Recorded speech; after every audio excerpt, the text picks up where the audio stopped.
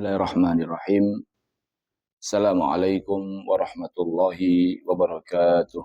Waalaikumsalam warahmatullahi wabarakatuh. Alhamdulillahi rabbil alamin. Wa usalli wa usallim ala nabiyyina Muhammadin wa ala alihi wa sahbihi ajma'in. Amma ba'du. Kaum muslimin dan muslimat rahimani wa rahimakumullahu ta'ala. Pada kesempatan pagi yang berbahagia ini, alhamdulillah dengan nikmat dan karunia dari Allah Ta'ala, kita bisa kembali membaca hadis-hadis Nabi Sallallahu Alaihi Wasallam yang dikumpulkan oleh Al-Imam Abdul Ghani Al-Maqdisi rahimahullahu Ta'ala di dalam kitab beliau Umdatul Ahkam. Kita akan membahas sebuah hadis yang membicarakan tentang sholat tahiyatul masjid. An Abi Qatadah ibni Rib'iyyin al-Ansari radhiyallahu ta'ala anhu.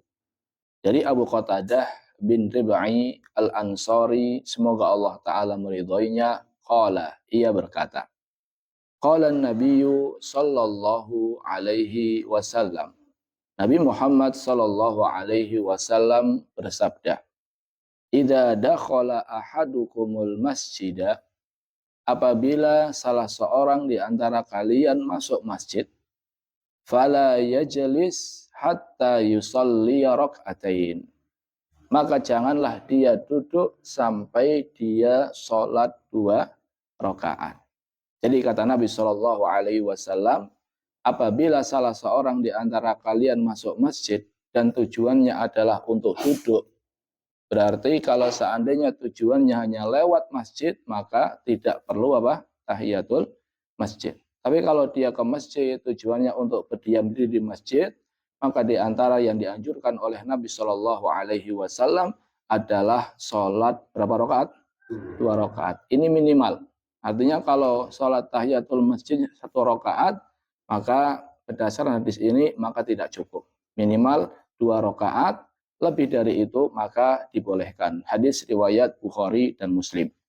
Kaum muslimin dan muslimat rahimani wa rahimakumullah ta'ala, ada beberapa poin yang ingin disampaikan terkait hadis ini. Yang pertama, hadis ini menunjukkan disyariatkannya tahiyatul masjid.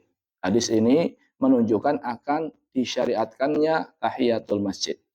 Ada sebagian ulama yang berpendapat hukumnya wajib.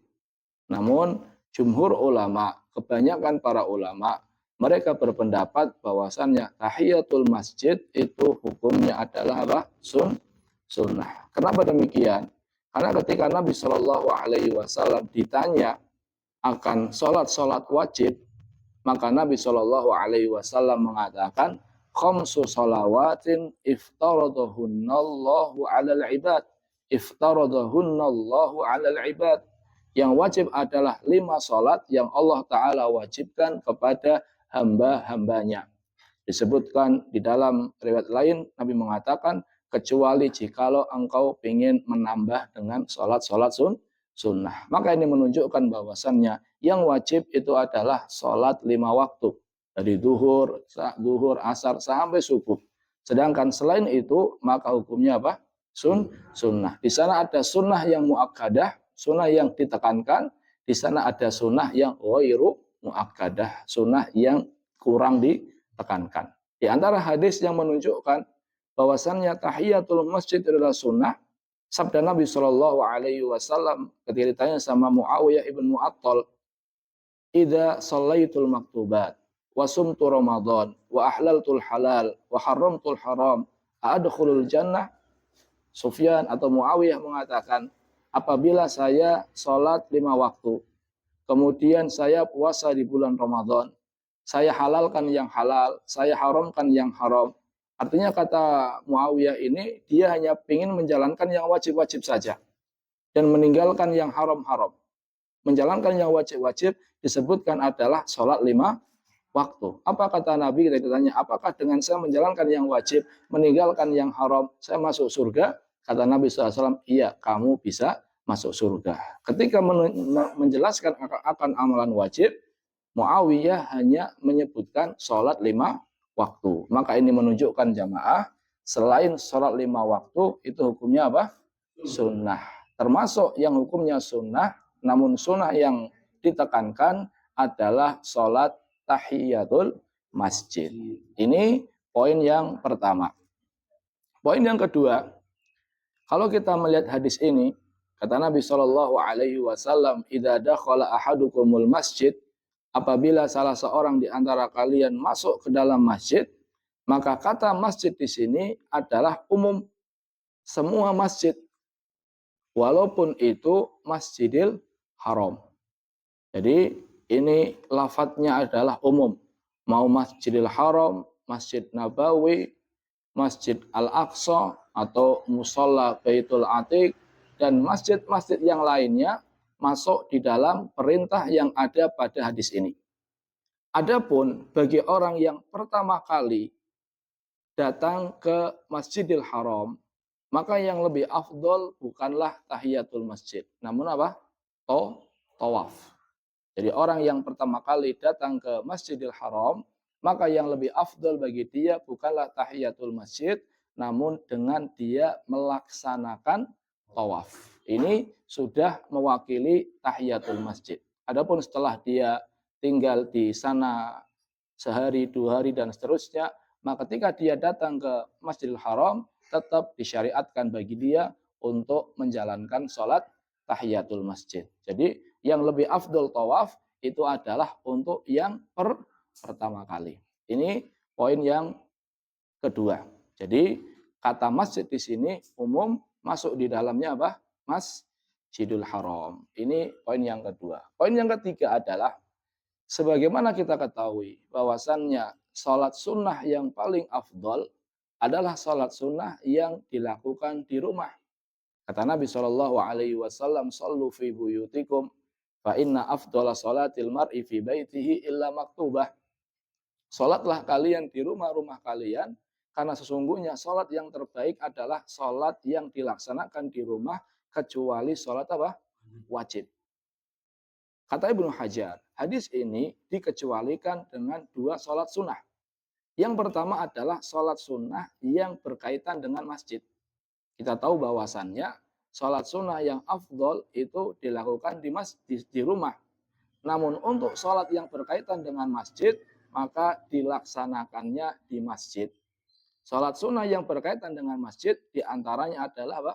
Tahiyatul masjid. Jadi tahiyatul masjid jamaah itu dilaksanakan di mana? Di masjid. Walaupun secara asal sholat sunnah itu yang afdol dilakukan di mana? Di rumah. Namun dikecualikan sholat tahiyatul masjid karena sholat sunnah ini berkaitan dengan masjid. Yang kedua yang dikecualikan dari keumuman hadis ini adalah sholat-sholat sunnah yang disyariatkan untuk dilaksanakan secara berjamaah. Seperti sholat istisqa, sholat apa lagi? Sholat tarawih, sholat tarawih, kemudian sholat gerhana. Ini adalah sholat-sholat yang disyariatkan untuk berjamaah. Maka ini dikecualikan dari hadis yang menunjukkan sholat sunnah yang paling afdol dilaksanakan di rumah. Jadi sholat sunnah yang paling afdol dilaksanakan di rumah kecuali 2. Yang pertama adalah sholat yang berkaitan dengan masjid, diantaranya apa? Tahiyatul masjid. Dan yang kedua adalah sholat yang disyariatkan di dalamnya untuk berjamaah. Ini poin yang ketiga. Poin yang terakhir adalah yang sering ditanyakan, kalau seandainya kita sedang tahiyatul masjid, kemudian iqamah dikumandangkan, apa yang kita laksanakan atau apa yang kita lakukan? Maka yang kita lakukan adalah sabda Nabi Shallallahu Alaihi Wasallam, "Idza uqimatis shalah fala sholata illa maktubah." Apabila qomat sudah dikumandangkan, apabila sudah masuk waktu iqamah, fala sholata illa maktubah. Maka tidak ada sholat kecuali sholat wajib. Hadis riwayat Muslim. Ini menunjukkan bahwasannya kalau sudah qomat, maka kita menghentikan sholat apa? Tahiyatul masjid. Hanya saja kalau seandainya kita yakin bahwasannya kita masih sempat untuk mendapatkan takbiratul ihram, maka boleh diselesaikan. Jadi kalau seandainya kita yakin dengan kita menyelesaikan sholat sunnah ini, sholat tahiyatul masjid kita selesai, kita masih dapat takbiratul ihram, maka silahkan diselesaikan. Kalau Syekh bin Baz rahimahullahu taala, beliau membuat batasan apabila kita berada di rakaat terakhir, di rakaat kedua, posisi kita sedang ruku. Posisi kita sedang ruku atau sedang i'tidal di rakaat kedua atau sedang sujud, maka silahkan selesaikan dengan meringkas sholat. Karena insya Allah dengan seperti itu, walaupun iqamah sudah dikumandangkan, kita menyelesaikan sholat sunnah kita, kita tetap dapat apa? Takbiratul ihram. Jadi intinya, selama kita ketika menyelesaikan sholat sunnah tersebut masih dapat takbiratul ihram, maka boleh diselesaikan. Berdasarkan firman Allah Ta'ala, wala tubatilu a'malakum. Jangan kalian batalkan amalan-amalan kalian. Wallahu ta'ala alam bisawab. Semoga bermanfaat. Kita tutup dengan doa kafaratul majlis. Subhanakallahumma bihamdika asyhadu an la ilaha illa anta astaghfiruka wa atubu ilaik. Wassalamualaikum warahmatullahi wabarakatuh. Waalaikumsalam warahmatullahi wabarakatuh.